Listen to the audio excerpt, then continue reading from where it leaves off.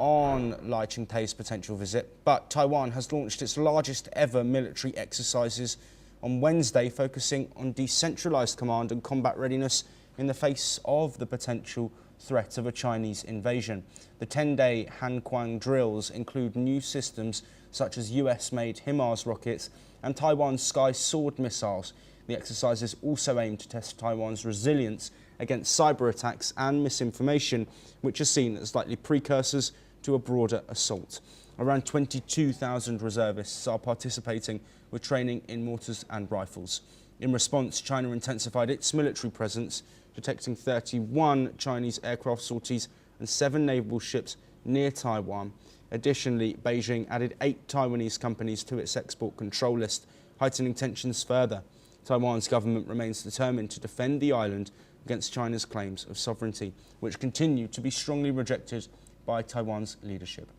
Well, Ross, thank you for staying with us. These military drills from Taiwan, we know, have been coming. Of course, this 10-day event, we've spoken with you about this on the programme, but China also stepping up their drills with 31 sorties around Taiwan being recognised. Is this normal? Can you provide some context? When Taiwan run these drills, do China normally respond with drills of their own? Taiwan, excuse me. Taiwan conducts military drills throughout the year. This one in July happens to be the largest annual exercise. It's in its 41st year, so it's something that Taiwan does every single year. Obviously, with the threat of a Chinese invasion, the Taiwan military has to prepare. They're not going to do nothing. So, of course, they're going to invest in their own defense. And there's been a lot of criticism over the years that Taiwan's not really prepared for an invasion. So we do see Taiwan in recent years increasing its military budget and increasing the intensity or the length of its military exercises, including this annual exercise in July. Now, naturally, there'll be a Chinese response as well. China regularly flies its planes or sails its ships close to Taiwan just to test the response of the Taiwan military. That puts a lot of pressure on the Taiwan military when China does that, because Taiwan has to put its own planes in the air and its own ships at sea to monitor what the Chinese are doing. And for the Chinese to do that during the annual exercise just puts even more strain on the Taiwan side. But of course, the China side is going to want to monitor what the military exercises are here in Taiwan. They're going to try and gather intelligence and basically interfere to the best extent that they can with the carrying out of the exercises. Again, we've seen this all before. Of course, it's all very dangerous because we don't want a conflict to occur, but it's not a surprise that both sides are continuing to do what they've always said they'll be doing. Taiwan for its defense, and on the Chinese side, they say they haven't given up the option of using force to unify with Taiwan. Yes, and Ross, one final point I want to touch on, these new US HIMARS rockets being used by Taiwan in these drills. There are a couple of points I want to touch on here. The fact that these have been purchased, of course, has an impact, US involvement, but also does this signal that Taiwan does see the risk as higher now in 2025 than maybe it has been in previous years and decades, given that purchase of cutting-edge US technology? The interesting thing there is, people seem to have short memories, and they're so focused on the current threat from China, and they often forget that there's been times when we thought an invasion was imminent as well. There was what's called the third Taiwan Strait crisis in 95, 96, when China launched missiles very close to Taiwan. There was periods during the first Democratic Progressive Party president, Chen Shui-bian, during his term between 2000 and 2008, when the rhetoric from China was increasingly strong, and China passed something called the anti-succession law in 2005, which also seemed to indicate the possibility of an invasion was imminent.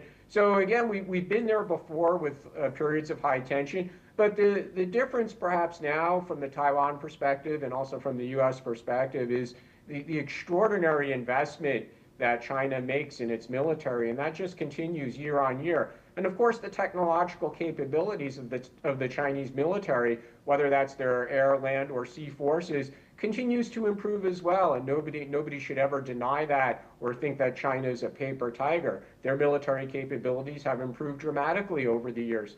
And although an amphibious invasion of Taiwan would be a challenging endeavor for many reasons, it's certainly possible that China could achieve that. So Taiwan needs to prepare accordingly.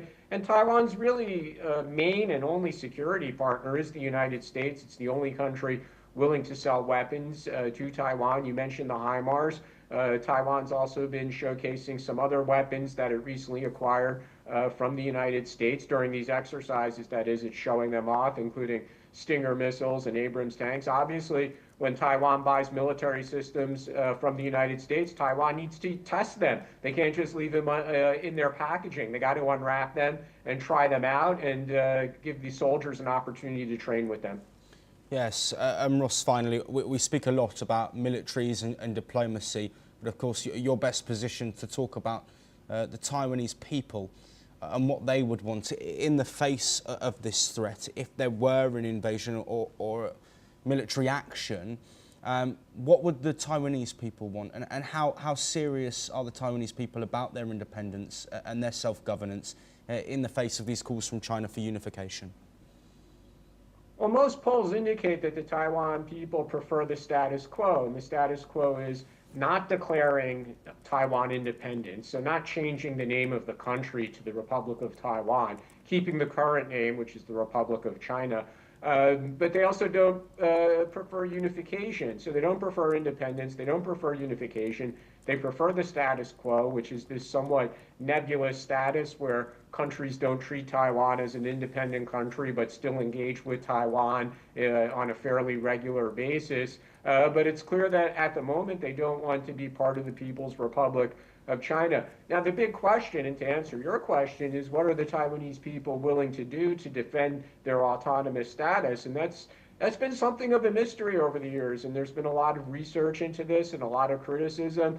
It's one of the reasons why the current Taiwan government is spending more money on its military. Recently, the mandatory term for military service for young men was expanded from 4 months to 1 year. But are the people themselves willing to support the military in a fight?